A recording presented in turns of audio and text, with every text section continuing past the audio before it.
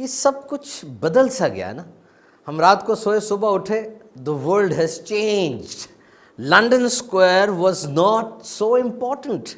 The dawn and dusk of Switzerland has lost its charm. And Niagara Falls was not so attractive. یہ دنیا کے اہم ترین سیاحتی مقامات جن کو دیکھنے کے لیے لوگ جہازوں پر بیٹھ کے دور دور سے آتے تھے, ان میں کوئی کشش ہی نہیں تھی. Everything was silent. ہجوم چھٹ گئے اور ایسے لگتا تھا دنیا نے اٹھا کے ہم انسانوں کو پنجروں میں بند کر دیا ہے. اچھا, دنیا کو کچھ نہیں ہوا تھا, یاد رکھیے گا. یہ پہاڑ, یہ جنگل, یہ سمندر, یہ درخت, یہ سب کچھ اپنی جگہ پر برقرار تھے. They were all going fine. ہم پنجروں میں بند ہو گئے تھے. And there is a hidden lesson in all this story.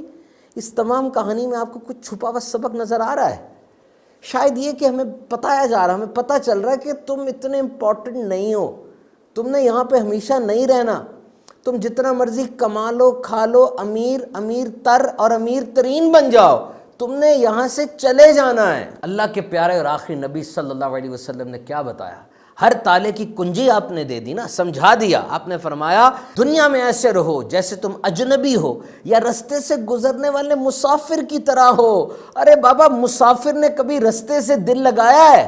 اس کی نظر تو منزل کی طرف ہوتی ہے. اے کاش ہمارا خاتمہ ایمان پر ہو, اور جب قبر سے اٹھائے جائیں میدان قیامت میں پیارے آقا صلی اللہ علیہ وسلم کے امتیوں میں اٹھائے جائیں, اور اللہ کی رضا اور رحمت سے ہمیں جنت میں اعلیٰ مقام مل جائے. آمین بجاہ النبی الامین صلی اللہ تعالیٰ علیہ وسلم.